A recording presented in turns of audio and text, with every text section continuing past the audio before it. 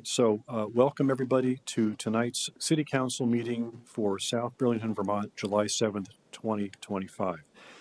We will start with the Pledge of Allegiance. And Stephen, would you like to lead us? I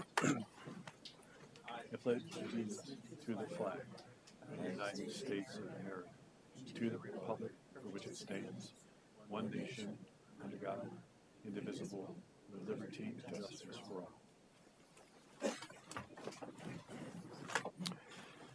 Thank you. Next, we will have instructions on exiting this building in case of an emergency and a review of technology options with Jesse Baker, City Manager. Thank you. I think if there's an emergency in this room, we are well protected today. We have a whole bank of firefighters in the back of the auditorium. If there's an emergency in this room, you can leave out of the rear of the auditorium to the left or right, and then turn left or right to get outside. If you're joining us remotely, thank you for joining us as well. If you'd like to speak during an item on the agenda, please either raise your hand with the raise hand function or put in the chat that you'd like to speak, and I will have the chair call on you. Other than that, we are not monitoring the chat for content. Thank you, Jesse. Item number 3, which is agenda review. Do we have any additions, deletions, or changes in the order of the agenda items tonight? I would suggest moving item 7 to be our next item. So between 3 and 4, we'll do item 7. Between 4 and 5. Oh, between 4 and 5. Between 4 and 5. Council okay with that? Yep. Ann Pugh, are you okay with that? Sure she is. Okay. So we will do that. Then we have item 4, which is comments and questions from the public not related to tonight's agenda. I see a hand raised in the audience. Please come up to the podium and make sure the green light's on and identify yourself, please. Good evening, councilors. My name is Roseanne Greco. I'm a resident of South Burlington. I'm not here to talk about the Wheeler parcel, although I do support it. I'm here to talk about e-bikes. For those of you who walk on our sidewalks or on the shared use path, you probably have experienced what those of us that walk there all the time do, and that is children on e-bikes going incredibly fast, inches away from walkers. There's so many times I've nearly been hit. I have a little 12-pound dog, and should she ever get hit, it would break her spine and kill her. There are real safety concerns for walkers, but the real concern is we have children operating motor vehicles without licenses. Obviously, they don't have a license. Most of them are not wearing helmets, so they're endangering themselves. They're endangering the people who are sharing the path with them. In some cases, they're riding in the road. One of my neighbors saw 2 young children, and I know some of these children. They're like 10 or 11. They were crossing Kennedy on Dorset Street against a red light. There were cars coming, and they just went right through. I know someone who's a school bus driver. I love him very much. And he tells me that more and more children are riding their e-bikes to school. They are entering, the horseshoe by the high school, going in the opposite direction, running into the school buses and the cars that are dropping off children and the young children who are learning, the teenagers who are driving. It's amazing we haven't had an accident yet, but I'm all for shared use paths and bicycling. Love it. I walk all the time. But we have motor vehicles being operated by young people who don't have any experience, common sense, operating something that goes 20 miles an hour. It's just a matter of time before something horrible happens. So I'm here. If you have not witnessed it, just go for a walk someday on the shared use path. During the school time, there are some children that ride their e-bikes to school in the road without helmets against traffic. So I know you have the powers of ordinances and policy and such, but I know your policies are also limited. But maybe use your platform to alert parents to the dangers that their children are putting themselves in and putting other people and animals and motor vehicles in. And it's a matter that I think we really ought to, you as a city council really ought to look into. So thank you for listening. And I'd love to stay for the rest of the meeting, but I do have another meeting afterwards. But thank you, Chief Derek. Where is it? Anyway, thank you for listening. Thank you, Roseanne. Chelsea D online. You had your hand up? Oh, I have to ask. Hold on. Hold on one second. Okay, now ask it on mute. Can you ask? There. Hi, this is Chelsea here. I'm of the CDP. I'm here to make a public comment. I don't think people have talked about this really much, but I think the DPRK Tux is taking you over. Sorry. Yeah. There's a Everybody just like look somewhere else for now until we get it fixed. Sorry. We'll just put an XXX next to that. Sorry, folks. This is one of the hard parts. And when you're remote, I have to make you a co-host unmute. So can you try unmuting yourself now?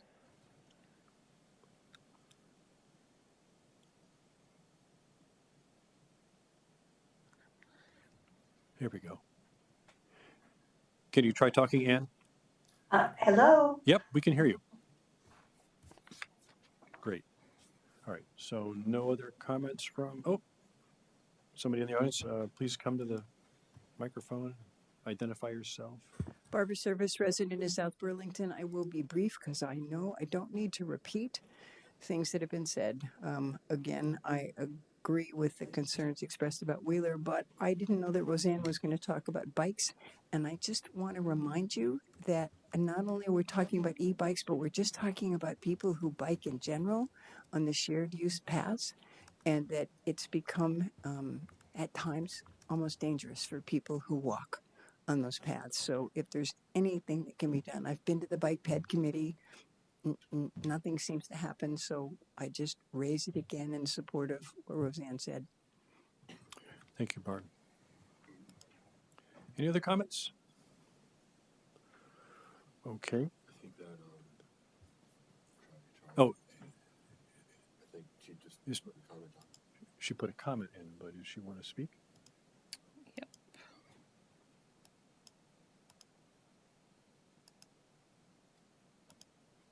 All right, you can ask her.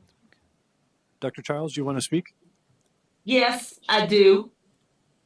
I just have a question. Is it possible for the city council to write a letter explaining to me and the community why I didn't receive the full funding while other organizations that are not in South Burlington that has operating costs over $8 million, that you would give them money and not give me the full money because I am in South Burlington. So I just wish you would write a letter. You can write it to me, you can send it to the other paper. But parents and people are asking me this question because when they saw the numbers, no one understood how you can give $1,000 to an $8 million company that is not in South Burlington. And it's only a few companies, organizations that are in South Burlington. And to me, I can't go to Burlington and ask them to give me money.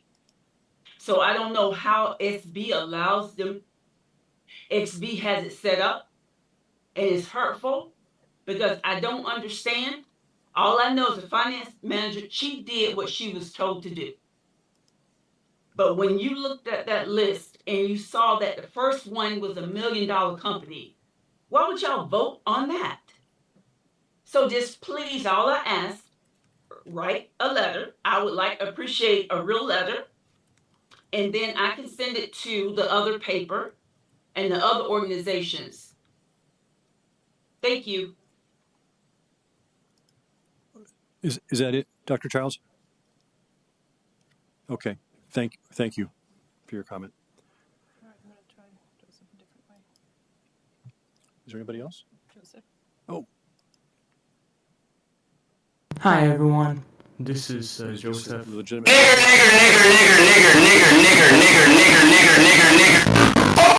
Yeah. Okay. That's another one. Yeah. How do we police that? Good question. you can't. I think I've figured, well, no, I didn't clear. That's right. Okay. No more comments? All right. Let's move on to what? No. Nora was raising her hand. Nora, did you have your hand up? I guess not. Still muted. All right. All right. So let's move on to item 4, which we just did item 4. Sorry. So now we're going to go to a special change in the agenda to jump down to item 7. And this is a special evening. We're going to approve a resolution 2025-12 honoring Deputy Fire Chief Francis for his service and his dedication to the Vermont Fire Service, with Stephen Locke presenting.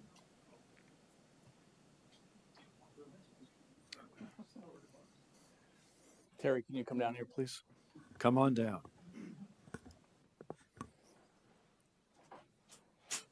While Terry's makes his way down, I just would like to take a moment of personal privilege and thank his wife Jan for being here and all that she's gave to this organization and to this profession through their years of marriage. My friend, we want to both be in a place where we can capture you on TV.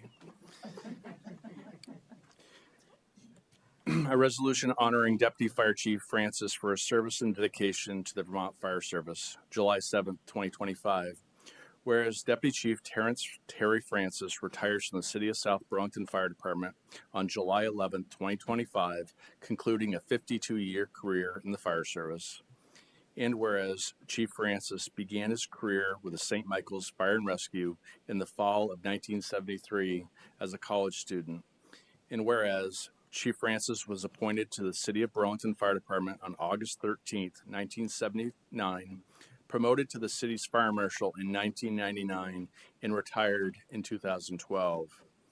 And whereas Chief Francis was appointed to the City of South Burlington Deputy Fire Chief Fire Marshal on November 5th, 2012, and spearheaded the development of a comprehensive set of local fire protection ordinances and a new municipal inspection agreement with the Division of Fire Safety. And whereas Chief Francis was appointed the City of South Burlington Fire Chief in 2019 and served in that role until July 2022, when he transitioned towards retirement, returning to his previous position as Deputy Fire Chief and Fire Marshal. And whereas Chief Francis has served as an instructor for the Vermont Fire Academy for more than 30 years, developing and delivering programs in Firefighter 1 and 2, live fire, fire instructor, fire officer, fire inspector, technical rescue, incident command, and many other programs. And whereas Chief Francis has volunteered each summer for more than 20 years with the Connecticut Burn Foundation, Arthur C. Luff Children's Burn Camp, as a counselor and assistant director, receiving the Counselor of the Year award in 2010. And whereas Chief Francis has dedicated his life to the fire service, always working to ensure that the citizens he has sworn to protect. I'll go. It's all good.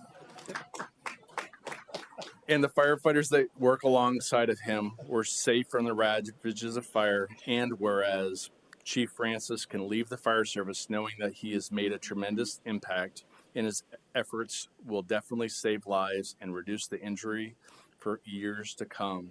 Therefore, there it be resolved by the South Burlington City Council that we do hereby honor Deputy Chief Terrence Francis in recognition of his more than 50 years of dedication to the fire service, including 12 to the City of South Burlington, and for his commitment to making communities safe from the dangers of fire. Thank you. Thank you.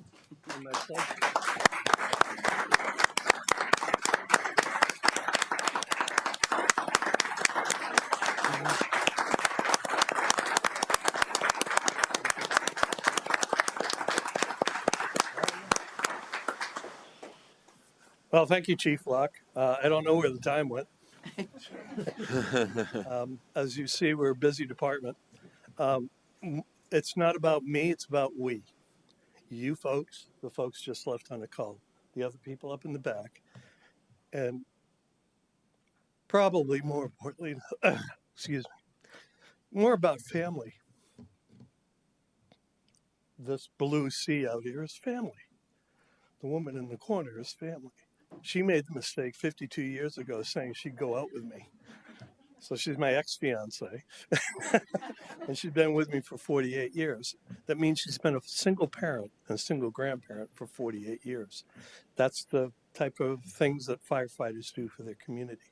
But most importantly, you folks trusted me, my knowledge, skills, and ability. I use that, Corbs, hear that?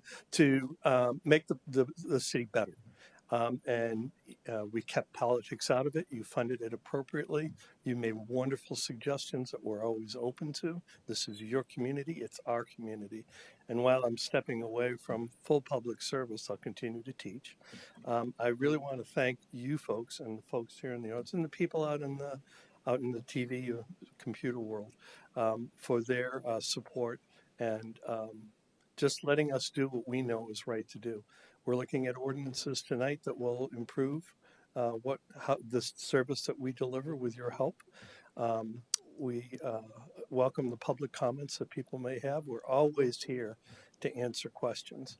And finally, if we didn't have good cooperation from contractors, none of the stuff on Market Street would go as well as it has gone. And it really has everything to do with the fact that we, the fire service, South Burlington as a community, more than anybody else, builds partnerships. That's what you folks should really be very, very proud of. I'm certainly proud of it. Again, I appreciate the fact that you've trusted me for this 12 years. Now, 52 years as a firefighter and 46 as a career firefighter. Thank you for paying me.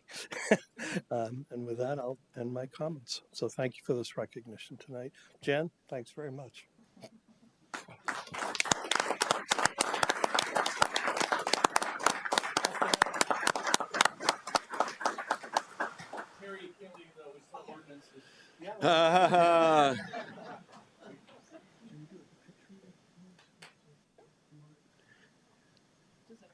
Terry, you want to come down and do a picture with City Council? Would that be okay?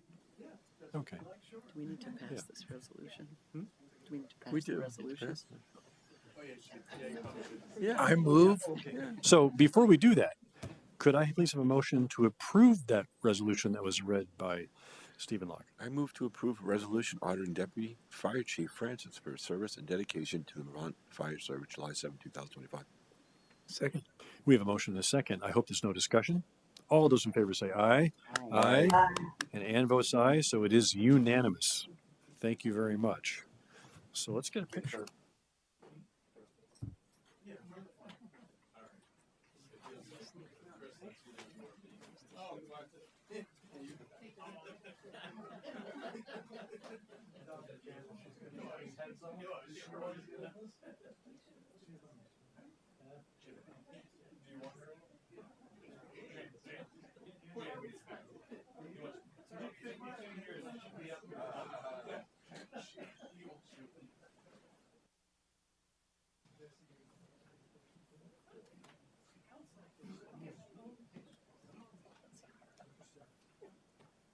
Yeah, be bad for 20 minutes.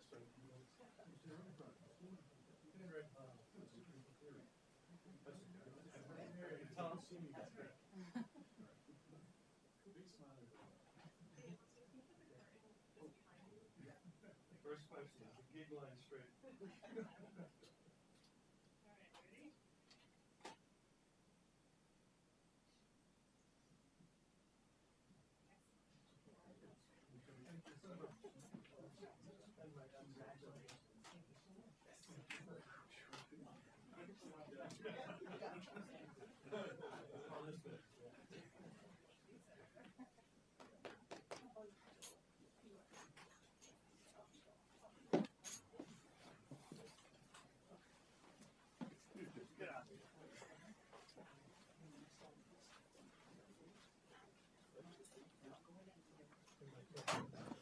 Great. Well, that was wonderful. We're going to skip back to item 5, which is Councilor's Announcements and Reports on Committee Assignments, the City Manager's Report. I'll just lead off by saying, if you weren't here last week, the City Council interviewed some applicants for City Council and went into executive session and came out and voted Ann Pugh, the replacement for Mike Scanlon. Congratulations, Ann Pugh, and welcome to City Council South Burlington. Pleasure to have you here, even though you're not here.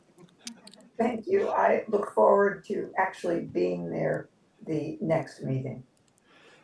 Lori, do you have anything to report? Just a quick report tonight. On the 2nd of July, there was an NRCC meeting. There was a comment from one of the NRCC members, a comment about fireworks and concerns about fireworks and wildlife and animals and the impacts that the percussion from fireworks have. It's been an ongoing conversation that's come up, but it came up again at the NRCC meeting, and just thought I'd bring it back and was suggesting that maybe we look into drone light shows that are becoming pretty spectacular as potential alternatives to the negative impacts that fireworks are having on the natural world.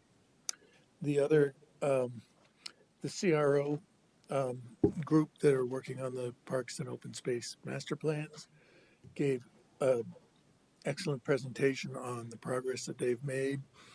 And during the issues and opportunities period, there was discussion about tree issue, which is still on the bike rack, and also pesticide issues.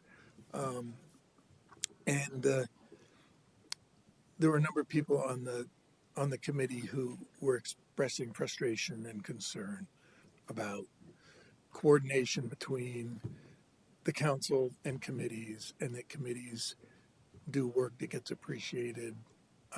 Some of them were feeling like, why am I on this committee if our work's not paid attention to?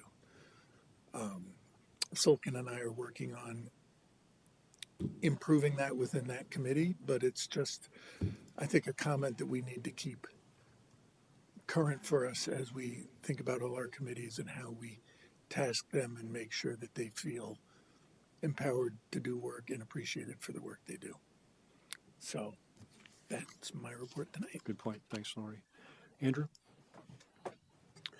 So no official meetings last week, but I just do want to thank Roseanne for her comment and note, after the last city council meeting, when Lori and I were biking home, I think cautiously and respectfully, a young person zoomed by us, and we both yelled at that, like, slow down. And I don't know how fast they were going, but like seriously fast and recklessly. So I do appreciate that comment and wonder if there is something that we could do about that, either from a policy or a perspective or education perspective, because I think it is, I do think it is an issue. Andrew, just one thing. Yeah. I think that same rider that we saw on the corner, I've seen in Red Rocks Park riding his e-bike on the trails that are no bike trails. So there are some youth that are taking advantage of these speed machines. Thank you. Elizabeth? I also have not had any meetings since our last meeting, although Housing Committee starts up again Wednesday this week. I would add to the comments, because I'm out on the shared use path a fair amount, that this is not an exclusive issue to e-bikes, that I have seen hoverboards. These are all electrified recreational things, but scooters and hoverboards, that the speeds are very fast. So if this becomes a topic of discussion, I don't think it's limited to e-bikes. Mm-hmm. Mm-hmm. Any electrified vehicle that, or non-electrified, that's going excessively fast when there are pedestrians on the path. Yeah, I understand that.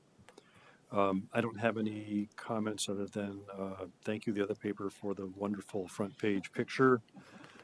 Come back Thursday, maybe we'll get a second picture.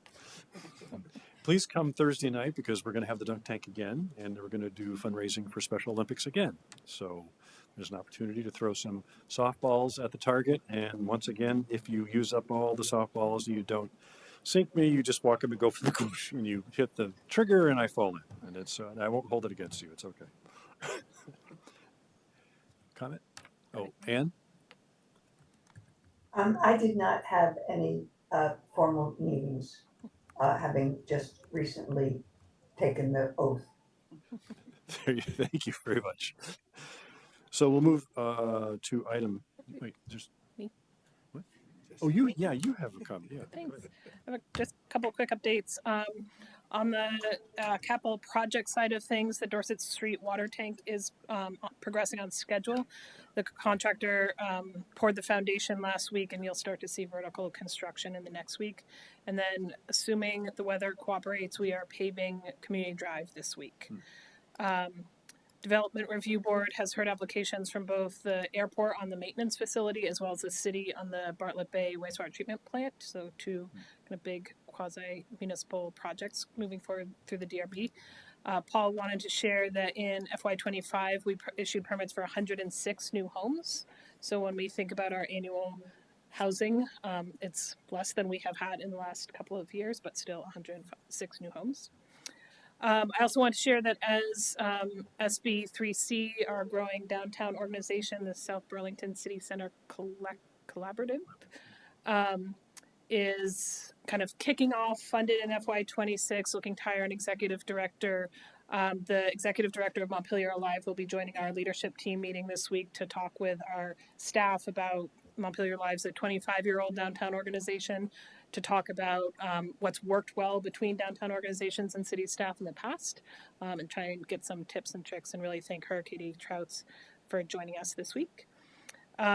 We have a lot of recreation programs this week. Wednesday night, we have our Empowerment Expo here in the Senior Center and in this room.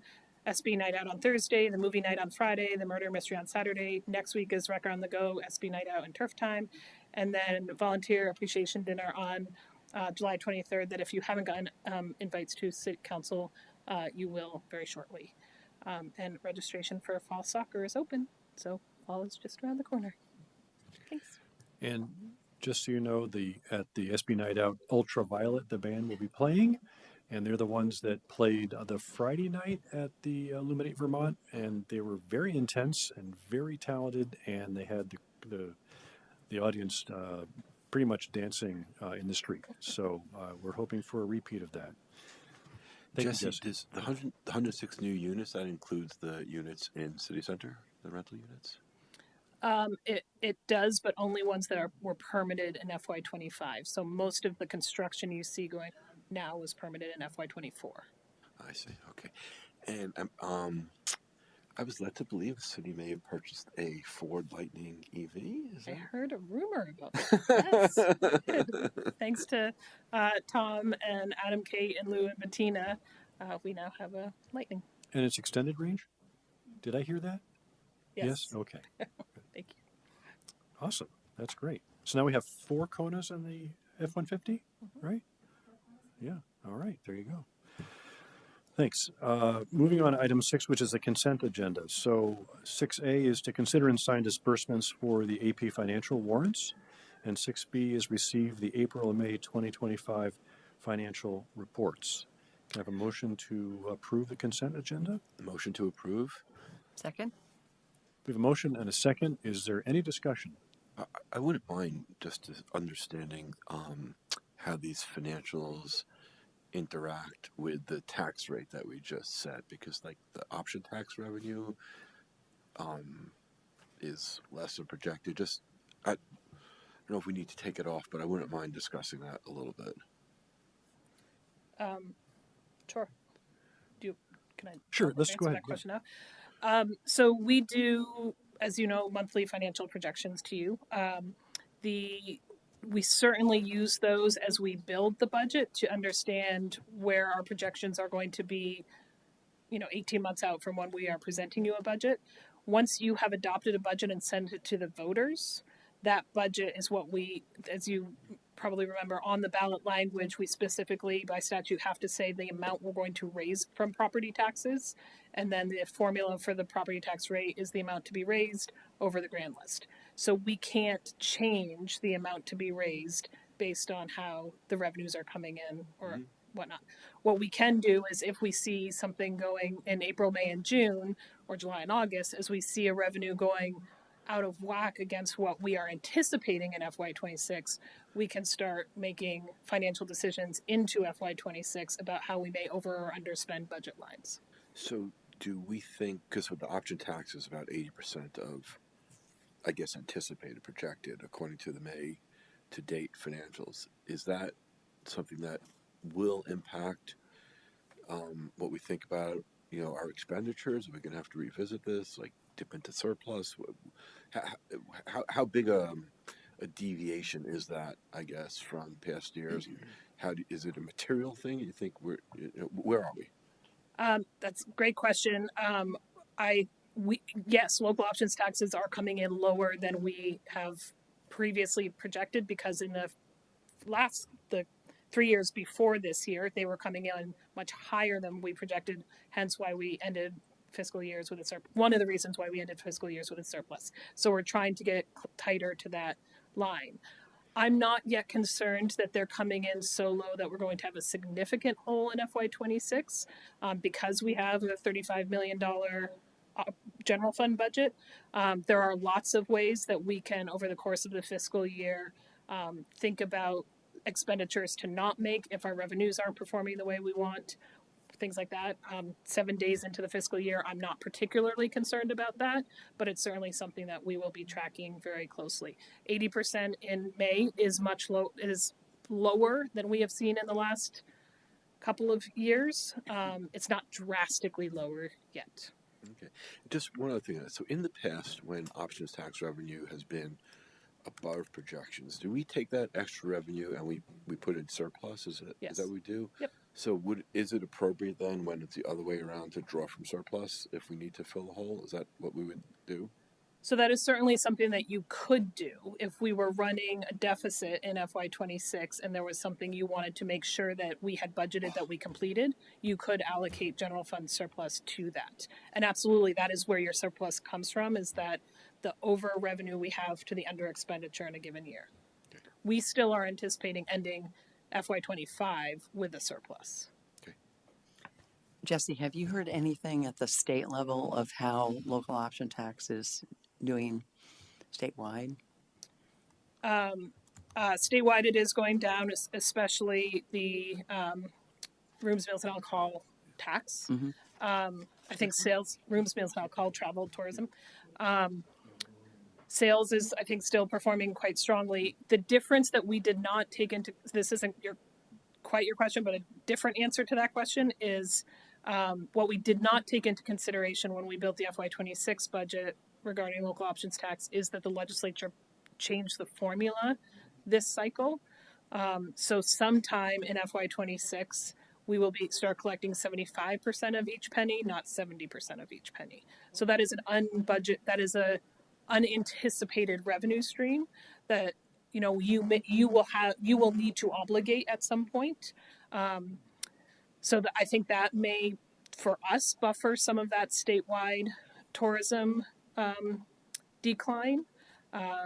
We'll know more as we get into the fiscal year. And we think the tourism decline is mostly attributed to Canada?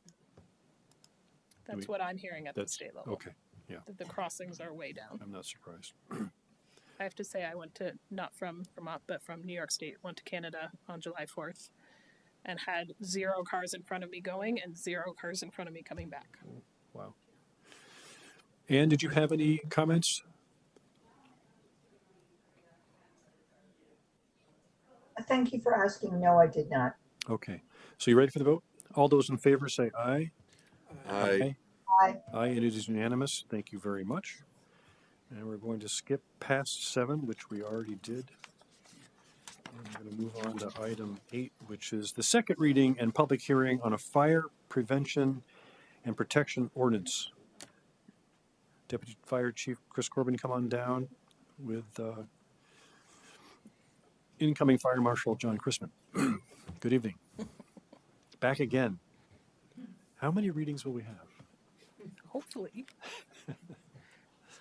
Crispin, you ready?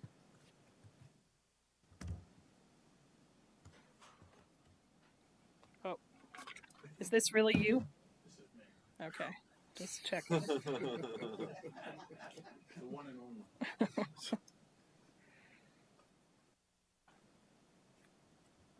That work?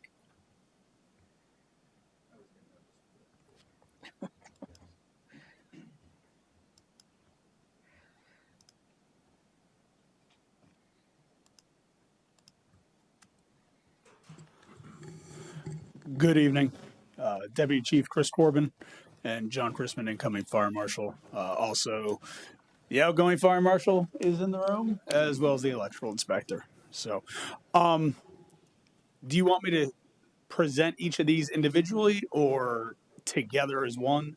What's your preference? I would say go through the fire prevention one and then Okay. get through those 2 agenda items and then go through the next one. Okay. Our schedule is 7:15, including a public hearing, and it's not 7:15 yet. So We always warn public hearings for 7 p.m. you do, okay. Just to not screw that up. So Good, thanks. you're free and clear. All right. So fire prevention and protection ordinance. We'll go through this again quickly for everyone. So we function under a memorandum of understanding with the Vermont Division of Fire Safety, who per state statute actually has code for, or has the responsibility for code enforcement in the state of Vermont. That MOU relinquishes the authority for inspection, code enforcement, and permitting for what's defined as public buildings to the city of South Burlington. Public building is essentially everything except a single family home. The current code, as adopted by the state, enforces the 2015 edition of the NFPA life safety codes, and probably in the September timeframe, looking at John just to make sure it's still a plan, the state will adopt the 2020 code. And then in turn we would enforce that code. This is done primarily by the fire marshal's office, the city fire marshal, and the assistant fire marshal, as well as some of this responsibility does end up rolling into our electrical inspector, which we'll talk about later, and our rental registry folks who are also inspectors. And the last time this ordinance was updated was in 2017. The update changes are primarily here on the screen. We're adding jurisdiction for single family homes, and I'll cover all these more in detail. As formally establishing fire alarm requirements, those are in the code and have always been enforced through the permitting process. We're just putting them in writing into the ordinance. Updating requirements for key lock boxes for public buildings, establishing requirements for electric vehicle charging within public buildings, as well as energy storage systems, clarifying some fire department access, and then just procedural formatting clarifications. So single family home jurisdiction. So as I said earlier, we enforce the state of Vermont fire code. They exclude single family homes. However, they allow jurisdictions with MOUs to enforce them if they so desire. So this would be a change to our process and system right now, our ordinances, where we would have life safety, building code enforcement on all new construction and renovations additions greater than $5,000. The fire alarm systems, as I said earlier, that just formalizes what's already in code and permitting. Important to note, the addition of the single family homes will not require an increase in staffing from the fire marshal's office to fulfill. Key lock boxes, we've talked about this in the past. We are truly have the key of the city. We have the ability to, with these boxes, to access any public building in the city, and we're just moving that from a manual key to putting in the ordinance that needs to be a new electronic key. Provides more safety and security for both the building owners as well as us as a municipality. Electric vehicles and energy storage systems, we've tried to ensure public safety while also making sure that everywhere that we can, they have ability for EV charging as well as energy storage. So in accordance with the code, which it is codified in the NFPA code, all public buildings and new single family homes would meet the NFPA 101 standards for energy storage and EV charging. There would be an existing exemption. So any existing single family home, they would be exempt from meeting those code requirements if they so chose to install EV charging or energy systems. And with that, I will. So I would encourage you as a next step to, make the motions. What, before, Move to open. yeah, can I ask a question first before the public hearing? I just had one question about the MOUs. How is that executed and where and when with the state in order to cover the single-family homes? So the MOU, we're in the process now. The state is in the process now of revisiting all the MOUs. There are 10 to 12 throughout the state, municipal MOUs. So those municipal agreements are being reviewed by the state now. And it's all, for the most part, boilerplate language where, depending on the municipality, they have certain requirements or certain permissions, shall we say, they're granted to them. The most authority is granted to us that the state would offer. And through that MOU of them relinquishing or allowing us to provide the code enforcement, that in fact says that we will enforce their code, and that alone allows us to do it. So is that have to be signed by the state? Yeah, so I'm sorry. So the State of Vermont Division of Fire Safety signs it along with the City of South Burlington. Okay. And right now the MOU, I believe, was updated in 2017 as well, when the ordinance was last updated. And that's usually just done at one of two things, either when the state asks for it or if we're seeking to do additional things. So do you need to wait for that to be signed? No. Okay. No, the current MOU allows for it. Okay, good. Great. So go ahead, please, Andrew. Yeah, so I move to open a public hearing on revisions to the Fire Prevention and Protection Ordinance as presented. And waive the reading in favor of the title. And waive the reading in favor of the title. Yeah, it's in your cover sheet. It's in the memo. The cover sheet. Second. So we have a motion and a second. Any discussion? All those in favor say aye. Aye. And Aye. I hear you say aye. Okay, good. So we're now officially in a public hearing, and we're looking for public input on this proposed fire prevention and protection ordinance. Is there anybody in the audience or online that would like to make a public comment? Chris, can you stop sharing your screen for a quick second? See any hands up? But And the question is there anybody legitimate on the screen that? Yeah, it looks like nobody is asking to comment. Last chance. Anybody in the house? Then I will seek a motion to close public hearing. Move to close the public hearing. Second? We have a motion and a second. All those in favor say aye. Aye. Aye. And it's unanimous. So we're now out of public hearing, and I think we now come to item 9, which is possible action to adopt a fire prevention and protection ordinance. So is there a motion for this? Is that? I move to pass the proposed amendments to the Fire Prevention and Protection Ordinance as presented. Second. We have a motion and a second. Is there any discussion? Yes, Elizabeth. I do have a couple of questions. Can you clarify, Chris, this is the benchmarking of communities around us that include single-family homes and the $5,000 renovation addition hurdle?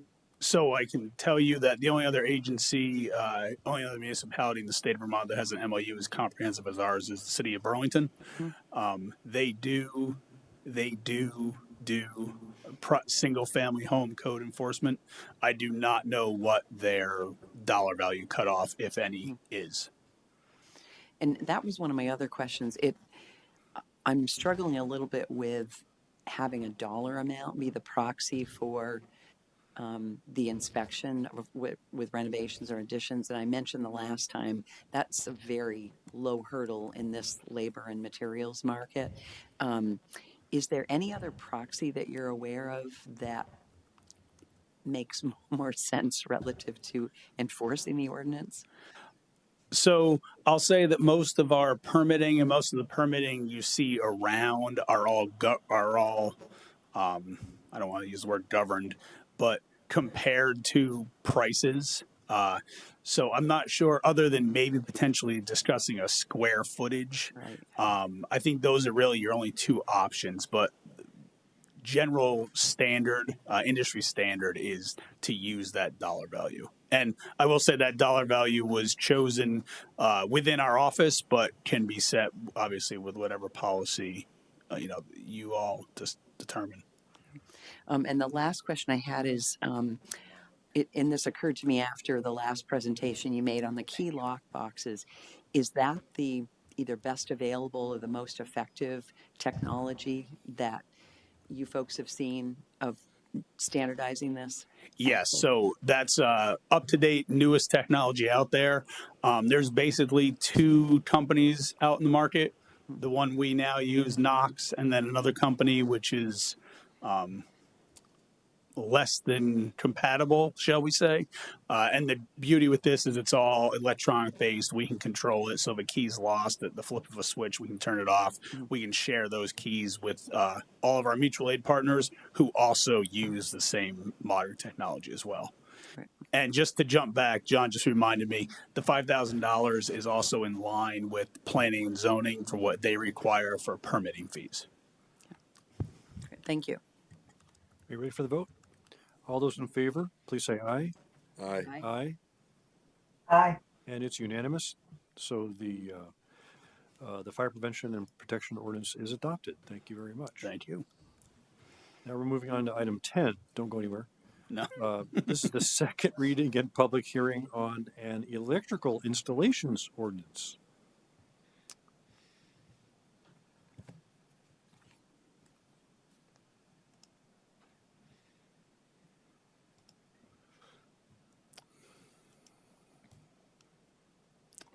Okay. So again, we'll review this real quickly. Same material that everyone's seen in the past.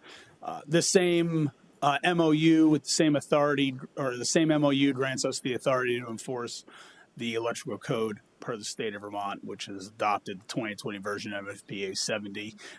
This ordinance was last updated in May of 2015, and that was the year that the city of South Burlington began enforcing the electrical code. So before that, it was the responsibility of the state of Vermont.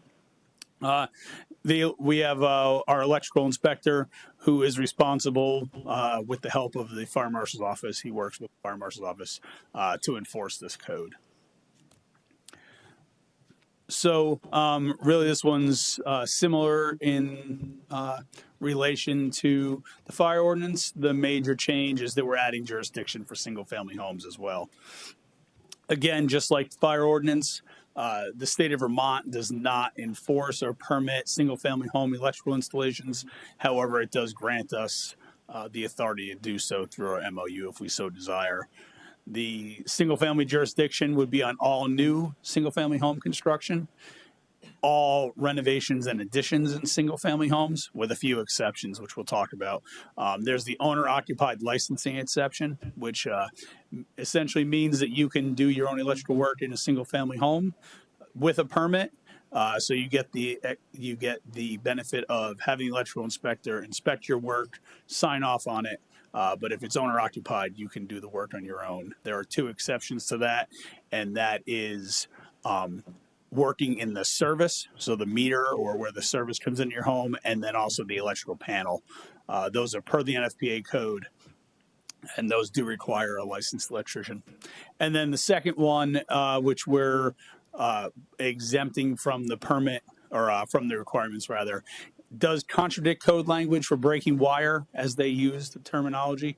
However, we're saying no permits required, but recommended for the replacement of existing fixtures, outlets, receptacles, switches, that sort of thing. So allowing people that are simply replacing them to do them on their own. However, you can certainly pull a permit and you will get a master electrician out there to inspect your work and make sure that it's safe and done per the code. Great. Now we need a motion to open the public hearing on that, item 10. So I move to read the ordinance by title, electrical installations, and open a public hearing for the electrical installations ordinance update. Second? We have a motion and a second. Any discussion? All those in favor say aye. Aye. It is unanimous. So we are now in a public hearing on this particular electrical installations ordinance. Anybody in the room wish to comment in the public? Anybody online? A lot of people find this stuff really interesting, but they're all busy tonight, so they can't attend. It's nothing about you or the ordinance or, you know. Well, it's just that they did such a great job. Yeah. Appreciate it. So I guess then I'll have a motion to come out of public hearing. Move to come out of public hearing. Second? We have a motion and a second. All those in favor say aye. Aye. Aye. Again, it is unanimous. So now we're at item 11, which is to possibly adopt this exact electrical installations ordinance. So I move to pass the proposed amendments to the electrical installations ordinance. Second. So we have a motion and a second. Is there any discussion? Of course. Yes, Elizabeth, go right ahead. Just to clarify, on the electrical ordinance, there is also no requirement for staff additions. Correct. And there was no dollar amount for renovations or additions. That is intended? yes. So it's any renovation or addition with the couple exceptions that Correct. you highlighted. Okay. Those are my questions. So I just want to also just clarify one point. So if I own a duplex and I want to change a switch or an outlet, I have to both get a permit and have it inspected. As the code stands right now, a duplex is considered a public building. So And you that's Vermont state law. Correct. In fact. Okay. Correct. Okay. Even if he lives in one side, Yes. but he can do it on his own side, right? No. He can't even do it No, on because his it's own considered a public building. Okay, I'm not voting for it now. Run for the And that's been the law for Yeah. That's that. The definition of a public building is what defines the Vermont jurisdiction in a town like Williston or any of the other communities really that surround us aside from Burlington. So that definition is a state definition. I would just happen to be chatting with someone who was surprised by that. I'm like, no, I think that is. I just wanted to clarify. So. Elizabeth, another question? I did have a question on something came up at the last meeting that if a homeowner did some of the work but needed a master electrician to come, if like the panel connection or something to that effect, that there may be an issue of accessing that service for a limited service. Is there anything we should be concerned about that sort of says there's not a practical way to service that component of the ordinance? Or I don't know, you know what I'm asking, but. Yeah, basically, if I'm understanding, you're basically saying, is there, or maybe I'm not understanding, is there a way to ensure that they're going to find someone to do that work? Or will there be enough service people who are willing to do that limited amount of work when they have not actually done the work? I think there is, and Jim, our electrical inspector, deals with these contractors on a daily basis, and this was all recommendations from him, so clearly he feels confident in that. I would say it's no different than probably if you need a toilet replaced in your home and you call a plumber, or if you need a whole new bathroom installed in your home, right? Probably they're going to rank that on. We're seeing that in the firehouse now with little odds and ends that we need fixed, where they're probably going to rank that lower on their priority list. But certainly Jim didn't feel that, our electrical inspector didn't feel like this was going to be a hindrance to anyone. That's reassuring. Thanks. Thank you. So you ready for the vote? All those in favor say aye. Aye. Aye. And it is unanimous. Thank you very much. Before we you. go to item 12, I just want to make a quick comment that it's been a priority of mine since probably 2017 when I discovered that single-family homes didn't come under any of these ordinances, that I said someday they will be and they should be, and now they are. We just haven't set permit inspection fee schedule yet, but I just want to thank you for all the work you've done, right? Because I know this was a large amount, and it makes us the second community in the state, right, to cover single-family homes. And it's enormously important, right? Like, why would any community not want to cover a single-family home with the same inspections they do for any other building that's more than one unit? It just makes common sense. It's a really great, it's a big step forward, and I'm really proud of the fire department for doing this work, right? This is really good. So thank you very much. Moving on to item 12, which is approve resolution 2025-13 to set fees for permits and inspections for provisions outlined in the fire prevention and protection ordinance. With you and John Chrisman, and are you going to speak? Yes. So we tag team these issues, and I have been working on the fee structure while the deputy has been working on the heavy lift on the actual ordinances. So you have before you resolution 25-13 that sets the fees for fire prevention and protection ordinance. So the last time this fee resolution was updated was 2016 when it was actually put into place. Most of these fees are the same fees that you pay to the state of Vermont if you were pulling this permit anywhere else, and we have recommended not changing the majority of our fees. So the only things that change is it increases the minimum fee from $50 to $75, and the $50 was set back in 2016, I remind you.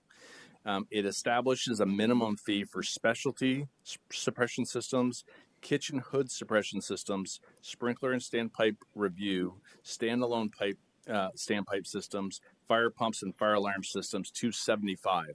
So those permits never had a minimum on them. And so it was, while construction had a minimum of 50, those other ones never had a minimum. We've looked at the 31 permits put in the system under their new electronic system in the last 6 months. Of those, 87% of them already paid well over $75. And so there were 5 of the 31 that only had paid about $40 to $50. So the impact is to us, we believe, is minimal for the time and effort that we have processing these permits. And again, these same fees would be charged against a single family home. And so that is the only real change from what is current practice. Is the time of sale reinspection in case if the first inspection found a problem and you have to go back and It's really for when we have to go back multiple times and people aren't being compliant. Okay, yeah. It's not something, I don't even know that we've ever, maybe once we've charged it, and it's typically by people who just won't comply with to fix the violation. And the time of sale inspection, that is done once a house is under contract? Or? Typically. Okay. Yep. Right. Great. Any questions from council? Steve, do you happen to know what the annual fees are from these permits now, or what the projection would be? So we generate, and again, this is one of those, when we talk about estimating fees every year when we build the budget, it's, so we generate well over $1 million in fees, but that's a number we're generating when we're building Market Street. We're going to see our fees drop off substantially this year. We haven't seen the big permits come in. So again, it's anywhere from about $350. I've seen when I was looking at numbers up to about $1 million. Yeah, there have been a few lean years back, right. Several years ago. And I'll say we have no projections on what single family will generate. Right. Can I have a motion to approve this resolution? So moved. Second? We have a motion and a second. Any discussion? All those in favor say aye. Aye. Aye. It's unanimous. Thank you very much. That's item 12. And now we have item 13, which is approved resolution 2025-14 to set fees for permits and inspections outlined in the electrical safety ordinance. Again, good evening. You have in front of you this resolution that will set the fees for permits and inspections outlined in the electrical safety ordinance. There is very little change here except for it increases. This ordinance, again, was last updated in 2016 when the fees were initially set. This fee charges a base fee currently of $40, and we're proposing that to go to $75 to match the other ordinance. And fees will be assessed against a single family home.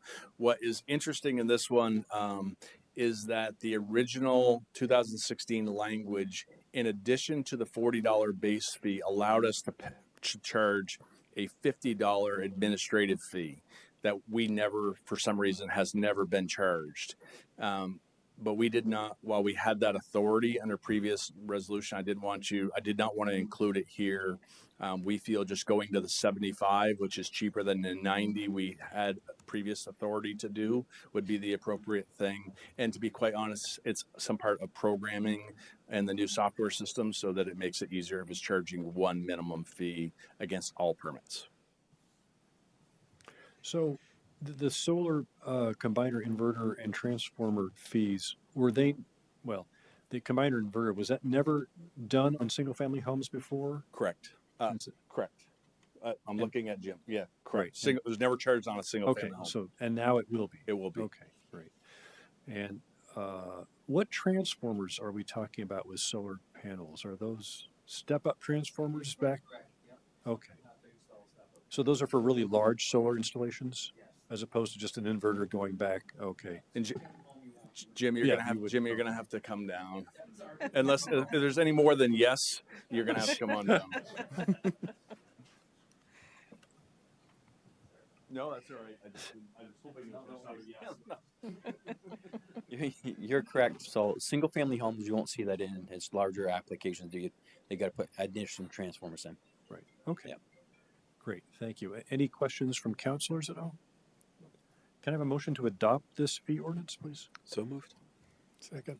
We have a motion and a second. All those in favor say aye. Aye. Aye. Aye. It is unanimous again. So now we're past item 13, going on to item 14, which is this. Oh, you're done. Good job. Golf clap. Thank you.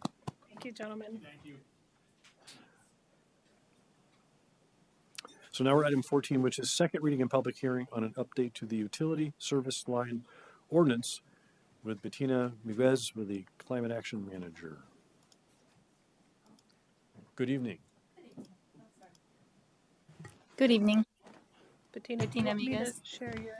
I have to join the meeting, don't I? Here, I Forgot can about do that it. one. It's Sorry about that. Bettina Miguez, Climate Action Manager. I pulled it up, but I forgot about the meeting.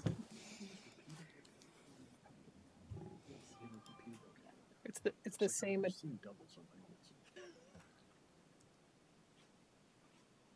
gonna have to share it this way just because it's how it's open on my computer. Go away.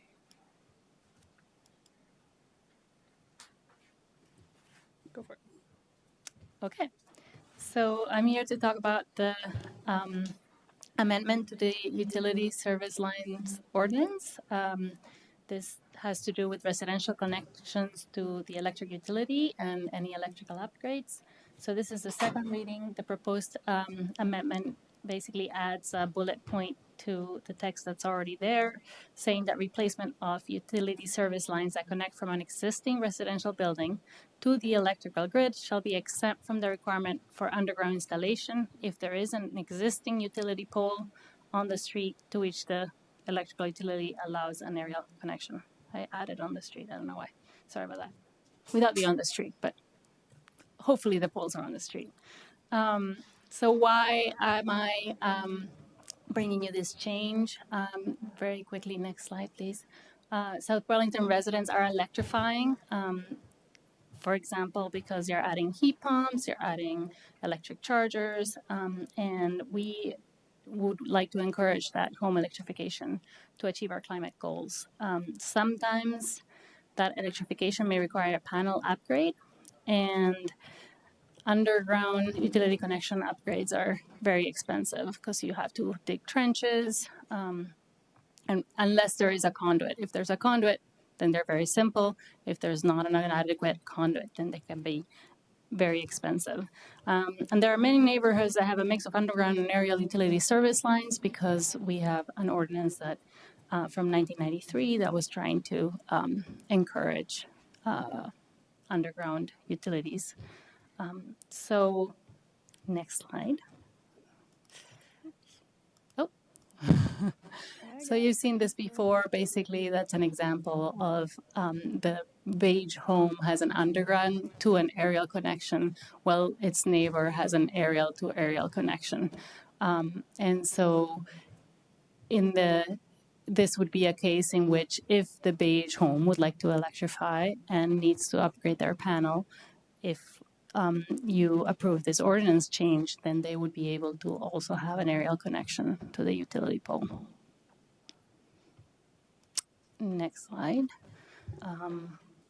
That is it. So the recommended action is that we amend this ordinance to help some of the folks that have been trying to electrify but are coming across a pretty significant economic burden to do so.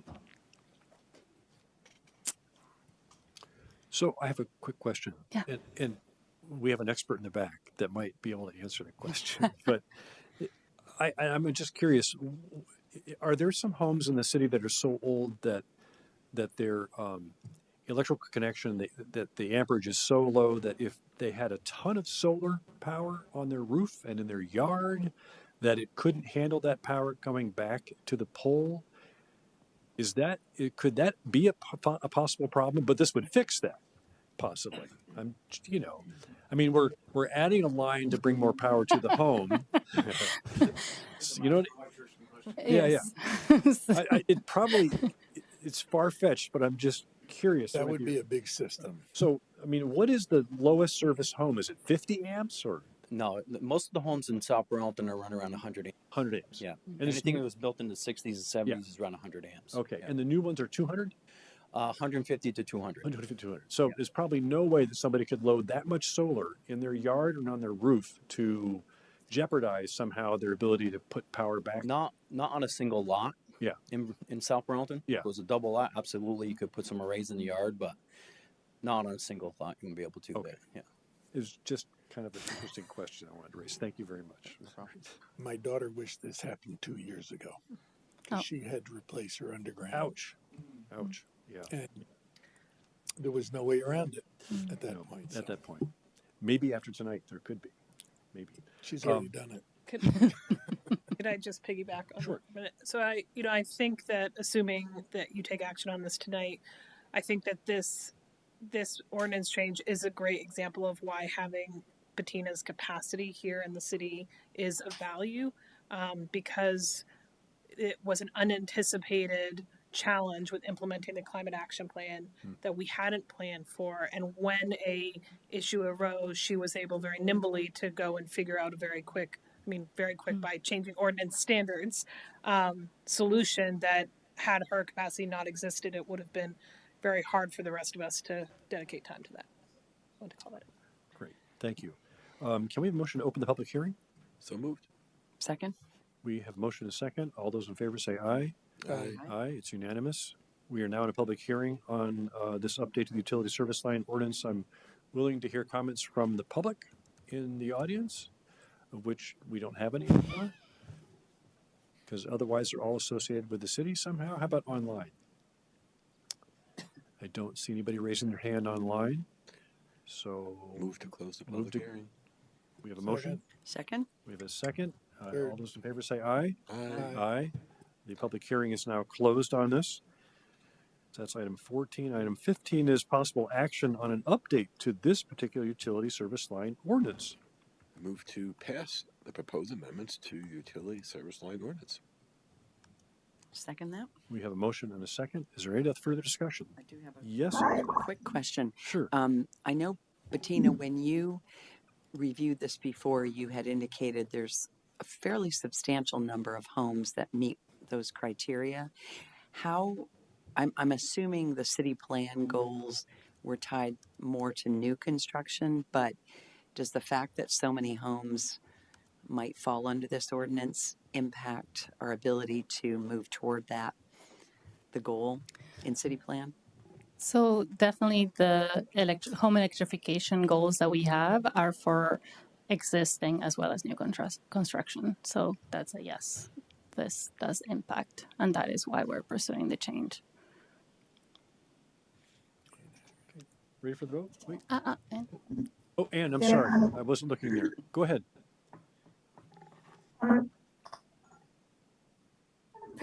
how is the decision going to be made that I don't have to go underground? I mean, and what is the process? And if, however the process goes, the decision is against what the homeowner wants, what is their regress? Are you saying when a homeowner wants to upgrade their panel, how are they going to decide whether they're going to have an aerial line or it's going to go underground? Is that the question?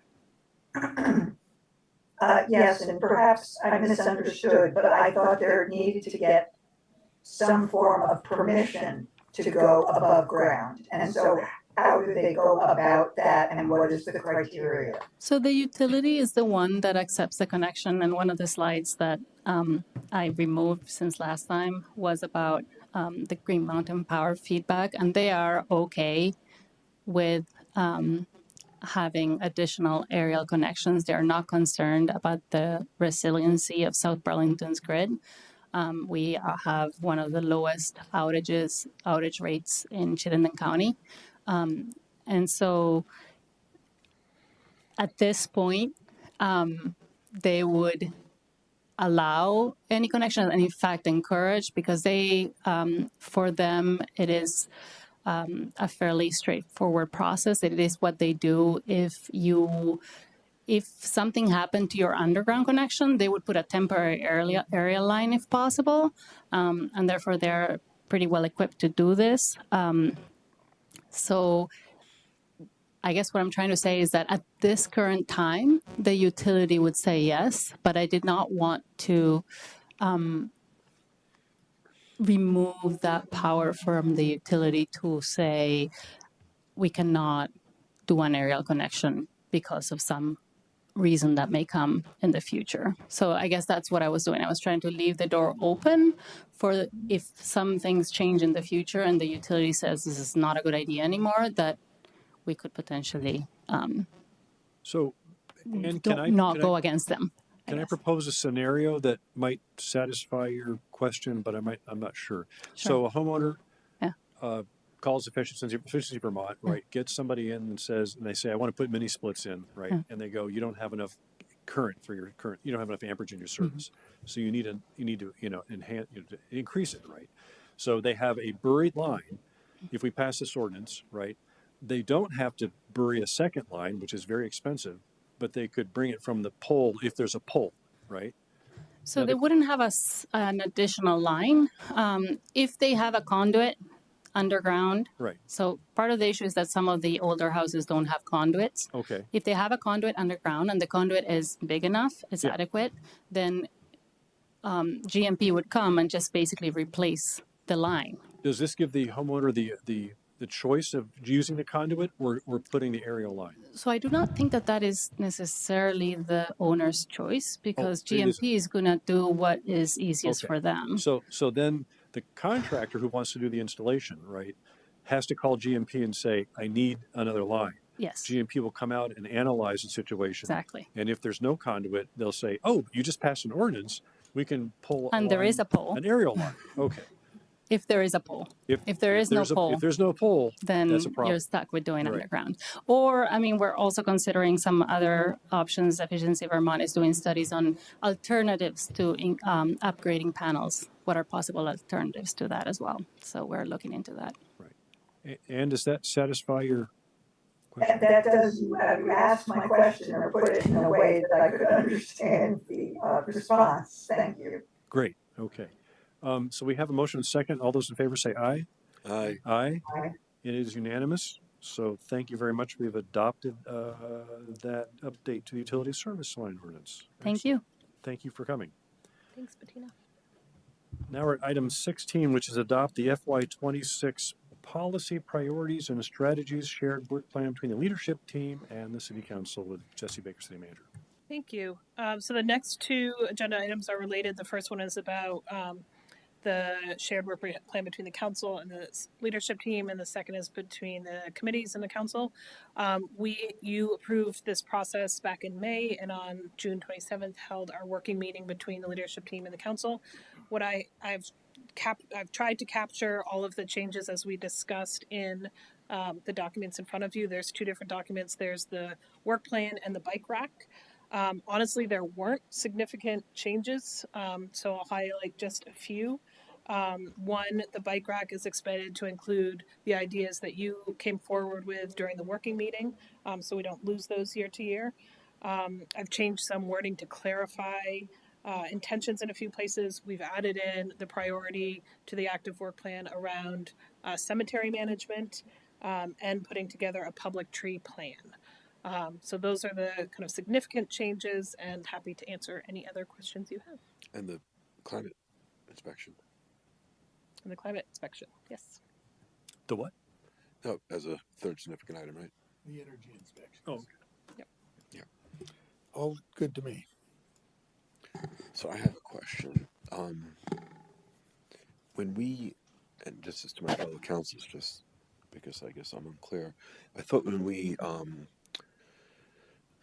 agreed to move forward with some of the climate stuff, there was one item which was the inspection, but the second item was to enact some tighter policies. And I had thrown out a couple. I know Bettina's working on some, is going to give us some feedback on existing buildings, but one thing I had thrown out was to look again at our primary heating ordinance and see whether or not that could reasonably tighten. And I thought the item you put on the board, Jesse, and the three of us agreed to move forward with included that also. So I just wanted to clarify and ask my fellow councilors, what was your understanding? I don't remember. To be totally honest. Yes. What do you think it said? I thought the item that Jesse put up included both things, and she asked us specifically, does it include both or one? And we said both, so that's what I had taken away. Elizabeth, any recollections? My recollection is it did not include both, but that was sort of toward the end of the session too. So, in fairness, I'm in Lori's camp. I remember it was written in blue. That much I remember. It doesn't help you at all. Well, we can discuss it here, or if Jesse remembers, if Jesse took a picture. I'm looking for my picture. But I guess, I mean, regardless of the picture, I would like to move forward with looking at the ordinance, which has been successful now for a couple of years, and with the experience we've had. You were talking about wanting to go to 100%. Yeah, determine whether it makes sense to align it with our climate action plan, which is not aligned right now. I'd be in favor of that. So, didn't Bettina offer an opinion on that? No. Okay, So, I may be misremembering. Yeah, no. Which discussion with Bettina was around rentals and audits, and she came back and reasonably said, "Look, I'm in discussions with those folks now. Let's see how it comes out. We'll continue that dialogue." And I think her focus is really on carrots, getting to solutions that are incentives for folks before we further stick with an ordinance. Here, but this is the for picture. new buildings I'm talking about, right? So, climate reg on buildings, and then enforcement was second. and yeah, when you remind me of that, I thought some of the discussion based on staff feedback was not to add a lot that would require enforcement, because we hadn't had discussions on the request was not to add a lot. That was my recollection. But one thing I'll say, if people go to 85%, that means they have to install 2 systems, and it's actually more expensive than going to 100%.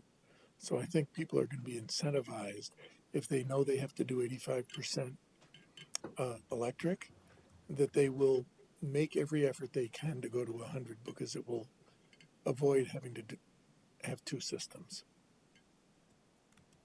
So they don't have to put in electric baseboard backup, or they don't have to put in a furnace, or they don't have to put in, etc., if they go all electric. So while I don't disagree with what you're saying, Andrew, I think there is already a built-in incentive. If I have to go to 85%, it's going to be cheaper to go 100% than it is going to be. So I'm not sure because I was reviewing some of the applications for Cytomel 2, and they seem to have these dual systems being planned, with the natural gas backup. So, I mean, at a minimum, I guess I'd love to understand what we're seeing and understand the rationale. And You like to see you want to know their usage, like how often they turned on natural gas last winter. well, maybe understand from folks why they're putting natural gas back up, and what are we seeing? What is our DRB saying? Some more insight into this, some more study, and with the goal of moving to align our new buildings with our climate action plan. In talking to builders and particularly mechanical installers, there are still a lot of mechanical installers that are afraid of doing all electric. And they're like, oh, the heat pumps won't do it. They can't do it. So we have to do this. So I think some of that is sort of education and training. If you say you have to, that might push them. But Tina was talking about how do we teach them to know they don't have to do that rather than force them. Well, look, my perspective on a lot of this is that the climate crisis requires systemic change. I've told you stories before about our local, some of our, centers of excellence in plumbing have come to my house and had misinformation. So it's up to us as a council to lead. And right now, our rules are not even consistent with our climate action plan. We also have experience with builders like O'Brien and others being able to build 100% electric homes that people seem to be really happy with. So I'm not saying we should pass the ordinance now, but I would really like us to dig in and study it, understand what people are doing, get feedback from O'Brien, from others, and determine whether or not we're in a position to move to align our regs with the climate action plan. I'm in favor of that. So it sounds like we need data. We At a have minimum, we yeah. have a person for that. Yeah. We have two people for that. Actually. Well, again, I thought, and maybe it just wasn't clear, we had already agreed on this, but so I'm glad we're having this discussion now. We can figure out how to move forward. Can I make a suggestion? Sure. So, Andrew, and maybe I'm misunderstanding what you're suggesting, but on the document, the last gray regulation and ordinance line, so title Building Code Inspection, Education Enforcement for Climate Regulations, and then in what we're proposing for FY26, conduct legal analysis, recommend organizational and staffing requirements, and promote educational. I think there's in the Excel sheet there. How can I reword this to capture what you are requesting? Or is it a whole different line? I think it's two different things, Jesse. I think this is, well, I mean, you wrote it, so you know what you meant, but when I read this captures our desire to inspect new homes for compliance with the building codes, right, in terms of insulation, windows, etc., and compliance with our ordinances on domestic hot water, heating systems, etc. What I'm suggesting is something in addition, which is to review our existing renewable primary heating ordinance to determine whether or not it's appropriate to tighten it and to move it to 100% at this point. And I think that requires some study, some feedback from the builders that are doing this, so we have information to make a determination. I hear you asking the same thing you asked about domestic hot water for commercial or for multi-unit buildings.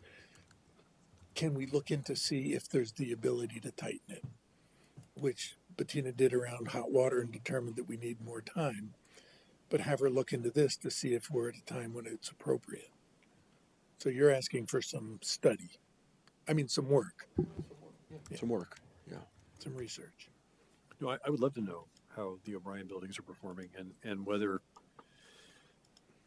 they are more energy efficient than what the state codes are, right? And therefore, because they're electric only, they were okay during the winter. I mean, we really didn't have that. I know they did build them a little more efficient. I think they built it to net zero ready standards. Okay. Yeah. I've been living in a house for 13 years that is all electric, just uses heat pumps, and we've been comfortable every single winter. So I know it can be done. But how many fleeces are you wearing at that point? Our house is regular temperature. Jimmy Carter did not ask me to put on a sweater. Well, yeah, I mean, look, we know it can be done. There's We know it hundreds works. of homes being built this way now. The new hotel is being built this way in Williston, so we know it can be done. But, I understand that. I just want to make sure that we understand that if you get data from homes and it's not, and it's successful, right? But those homes are built to tighter specs than other homes, right? Then you're going to have to either then change the standard for how you build those homes, or give them a way out to have the backup. Or developers can do what the O'Briens did, which is They can. voluntarily, Yeah. Choose to build better homes. Yeah. Okay. Good. Yeah, good. Thank you. But we need a motion to adopt unless there's other discussion. I guess my question is, do we have the resources to do that work? So without Bettina in the room, I can't. I mean, yes, I think we have the capacity to do it. Whether it will deprioritize slightly another project, that may happen. But if this is a priority for you all, we certainly can make incremental change or bring it to you. I think if there's something that's going to be dramatically impacted by doing this, I'd love to have Bettina come back and let us know. So is this different than the enforcement? It's understanding what is happening and what the... This is getting information so we can decide whether or not to change the ordinance. To tighten down the ordinance. Yeah. Can I read back what I think you are proposing adding? So keep the current wording of the current last gray one, and then add a new review our existing renewable primary heating ordinance to understand if it should and can be tightened. And then the specific task for FY26 is receive feedback from builders, what we are seeing on the ground and why folks are installing backup systems, and provide options to the council. Sounds good to me. Okay. Thank you. Move to approve as amended. You want to wait until she comes back? Okay. She'll be back in a second. Yeah. And drink We've a got lot. 4 of us here. You do have 4. It's a kind of big deal to me. So for Can I folks, ask a broader question sure. around we adopt this? What is the process or time frame when we look at it again? Do we do it in 6 months to see where the city is in moving forward on our various policy priorities? Can I answer that? Yes. So we staff give the council a report on our progress throughout the year 3 times throughout the fiscal year. Often those line up to around when the initial, because we're doing it so early this year, we may do it earlier in the season as we start the budget conversations mid-year, and then in advance of when you replicate this process for FY27. We also try, and when we, periodically through the year, we are bringing you action items related to this work plan. So on your cover sheets, we try and note where that connection is. So not only do you see the kind of quarterly or tri-ly reports, you see that on your active agenda cover sheets. Okay. So to go back to what the discussion just was, are there actions that need to happen or that make sense to happen first before we move to what Andrew was wanting to add?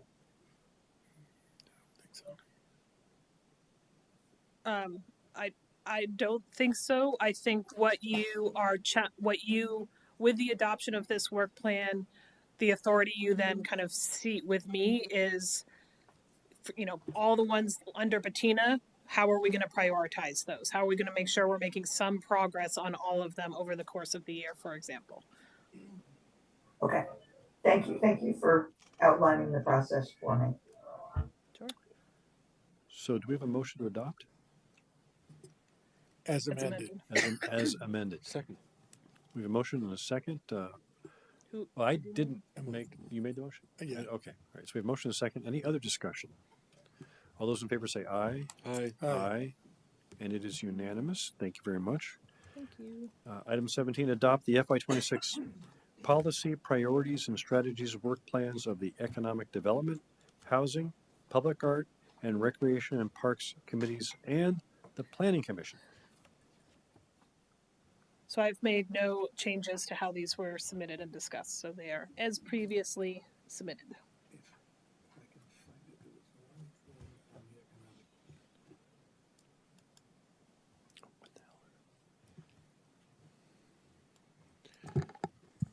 So I just had a question. I don't know if Paul's still around, or on the Planning Commission work plan. When we had adopted the last set of LDRs, reducing the lot size down to 5,000 feet minimum lot size, there was a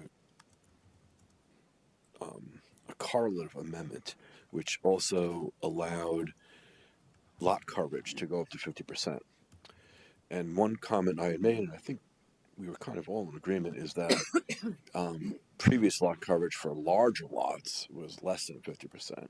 By kind of upping it to 50% for the small lots, maybe we missed how that impacts the larger lots and increases impervious surfaces in a way which was not intended for larger lots. And I was hoping that on the work plan would be something which has some proportionality where, I don't know exactly what the numbers are, but half acre you can go to 40%, an acre you can go to 30%, or something like that, acknowledging that 50% feels appropriate for a really small lot of 5,000 square feet.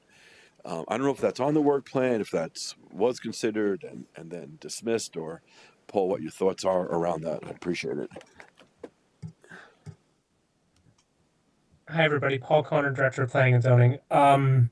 It was not discussed as part of this year's work plan. I don't think it was intentionally discussed or intentionally not discussed. It just was not discussed. So if that was something that council wanted the commission to spend some time on, certainly I think that kind of management and keeping fresh of the regulations falls within their general purview and doesn't represent a brand new massive project. So if you have some either recommendation or an action to do that, that would be fine with staff. So I'd like to then put on the work plan for the Planning Commission looking at this, and we know with the storms we've seen, right, the horrific tragedy in Texas, the storms just going to get worse, and making sure that we don't have more impervious surface than is appropriate is really, really important. It makes sense for me if we're talking about single family homes, if we're talking about a lot that is a bigger lot and someone's putting 2 duplexes on it, turning it into a multi-family lot. I think it's different than if it's a single family home that's expanding to 7,000 square feet and putting a 20,000 square foot parking lot in. So how it relates to the number of housing units that are on that lot, I think, is important.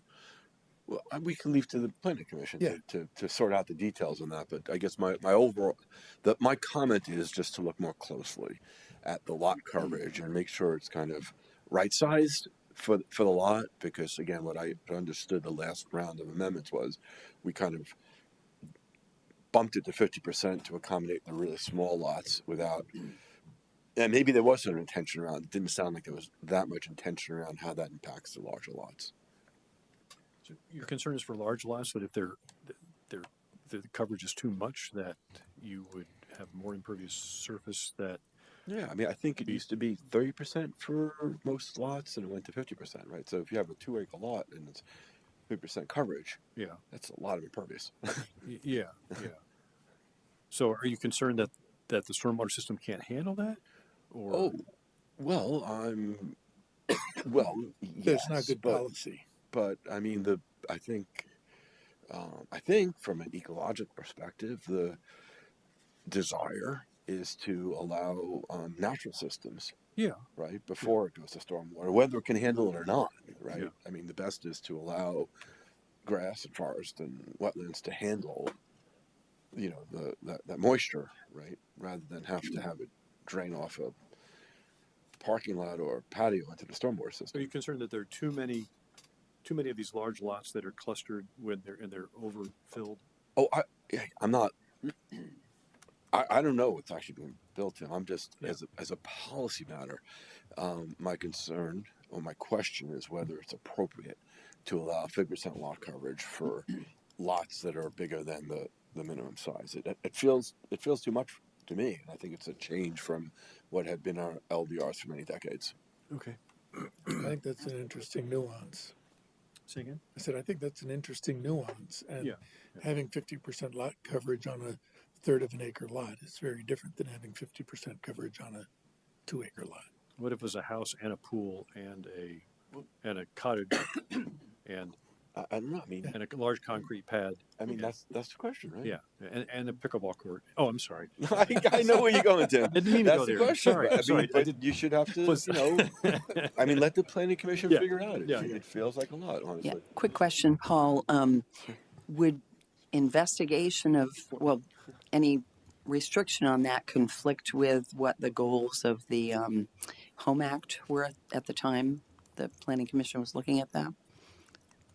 I think that would be part of the homework, Elizabeth. So, as Lori said, there are opportunities to create a little bit of flexibility where somebody could, rather than subdivide a lot, they could put 2 homes on a singular lot.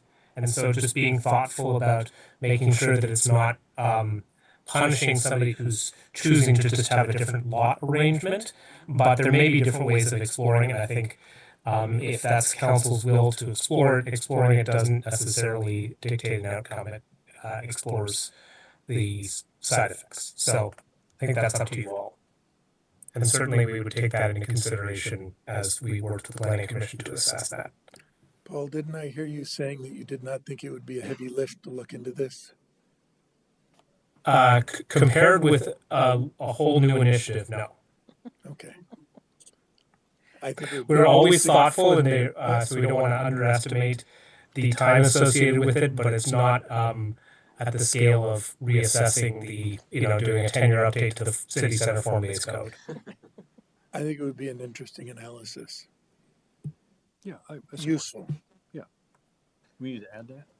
So I would make, if I'm seeing 3 head nods, I would say if you can approve the set of work plans with the Planning Commission amended as Paul decides based on your comment, and not wordsmith it here. So moved. Thank you. I have a comment. I have a comment on the Housing Committee's work plan.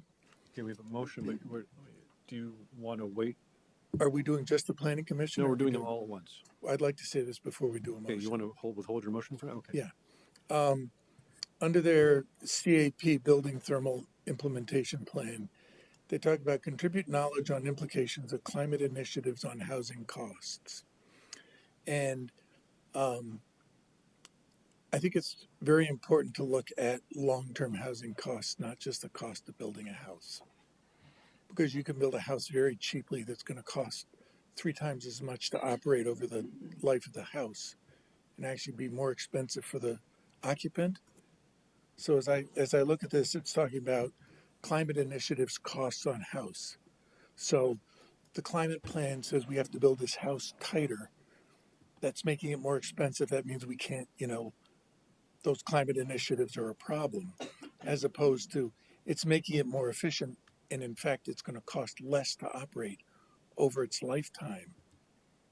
So I'm concerned that this action 11 or this line item will focus on today's dollar cost of this house versus the efficiency of that house over time for a buyer. You follow what I'm saying? Add in on long-term housing costs? On overall costs for, I'm not sure how to word it, but In- I want to make including operational costs over time. yeah, I want to make sure that we don't get feedback to our housing folks that it costs too much to build a climate efficient house, and so we're gonna. I would add to that when they look at the operational costs, they should include a cost of carbon. Yes. And we already have a cost of carbon built into our renewable heating ordinance, so they can look to that for what the cost is. I just think that this is a recipe for being able to say, oh, it's costing too much to build this house, so we're going to build it differently. And that's my concern with that. Yeah, I can take that feedback back to the housing committee Wednesday. I would say, I think entry and access will weigh into some of that feedback, because regardless of the lifetime operational costs, if the upfront expense becomes prohibitive for a certain income class or whatever, that will be part of this group's consideration in providing feedback, I think. And I would recommend, in going back to them, that we talk about looking at building a smaller house. Mm-hmm. Because building a house that's this big that isn't well insulated versus a house this big that is, I think we're going to get cross messages about what we're trying to accomplish, and putting our less advantaged residents into a poorly insulated home is not doing anybody any favors, is my concern. And I've seen that played out throughout my career as a builder.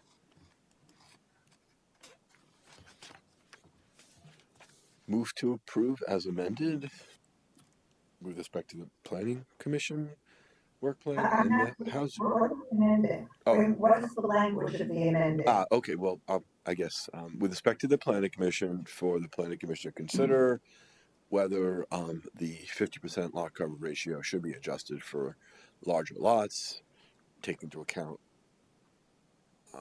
Purview service. all perspectives, and for the housing committee work plan to adjust the action item to ensure that the committee takes into account the long-term operational costs of the home, given the climate initiatives and the social cost of carbon. Did you go on that? I'm gonna love the video for this. Yep. Yes, I got it all. Okay. Did you get that, Ann? Yes, pretty much, yeah. So we have a motion. You have a second? I guess I want to say, I don't disagree with the importance of looking at both long-term costs versus and immediate costs. I wonder if we can just say that more generally, that might be more acceptable to the housing committee, that we're not directing them to only look at one type of cost. But when you're talking about building, look at both the cost of building right now and the long-term impacts of the decisions I made. think that's what you said, right? Yeah. I think The that's overall cost, yeah. Yep. Yep. All right. So we have a motion. Do we have a second? I second it. All right. Any other discussion? I would like to at least take that language back to the housing committee, and if there's an interest in modifying it in some way, be able to have that group bring it back to Bring it council. back? That's fine. Okay.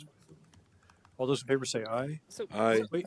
Oh, Oh, it's too late. We already said aye. So are you approving it with both housing committee? You're just approving the change to the planning commission. No, I think we're going to do both, but you want to bring feedback? Because we can always. Yeah, I think what I'm saying is it can be approved as recommended with The caveat. potential for feedback. but yes, potential for. They can always come back and Always give us come back. feedback. Yeah. Sorry. That's okay. No, it's fine. It's fine. Have you got that? Yep. Okay. Now, all those in favor say aye. Aye. And it is unanimous. Thank you very much. Good job. Thank Good you. work plans. Boy, we're knocking them down tonight. 3 public hearings and no public comment. Item 18, review the significant agenda topics below for the council's July 21st, 2025 council meeting, the next one in 2 weeks. So this agenda one we tried to keep light because we had initially thought about not having it, but the reality is pending the outcome of tomorrow night's planning commission public hearing. If the planning commission moves a set of LDRs forward, then the meat of the agenda on the 21st will really be hearing the presentation on that set of LDR amendments and warning a public hearing. That will also be paired with receiving a first reading of an update to the nuisance ordinance that's a companion to those LDRs around the performance standards, specifically the noise standards. If the planning commission is holding those and continuing that work, those two will wait for a future meeting. But we will talk about the Dorset Street shared use path, provide an high level overview of where that project stands, and potentially ask you to set a public hearing on a necessity hearing to continue on in that project. We will also bring a capital assessment for fire expansion resolution to you, and we will hold an executive session on to brief you on the hiring of a new police chief. And were we talking about? Oh no, that was for August. Never mind. Thank you. Jesse, would we be prepared to talk to the issue of some kind of stipend for committee work? Yep, you can do that. It will likely be fairly, here are some options. Direct us on what you'd like to do. Stipends. I'd like to do that. That's good. Do we still have openings for any of our committees? Which ones? Is it NG committee is shy or? I would need to go back and look at that. I can send that around. I'm wondering whether or not we should have a process to open that up to see. I happen to know if at least one person would be interested in applying. So. Sure, that's easy to do. All right, moving on to item 19, which is a proposed executive session. Consider entering into executive session for the purpose of discussing the negotiation or securing of real estate purchase or lease options, and specifically the Jam Golf Parcel 1 VSA 313A2. Can I have a motion to enter executive session? Move that we enter into executive session, inviting City Manager Jesse Baker. Steve, me, and Paul. Inviting Deputy City Manager Steve Locke, inviting our esteemed council, and inviting Paul Connor. Do you anticipate coming back into open session? No. I need Second. a second. All right, so we have a motion and a second. Any discussion? All those in favor say aye. Aye. Aye. It's unanimous. We are now in executive session, so the meeting will discontinue.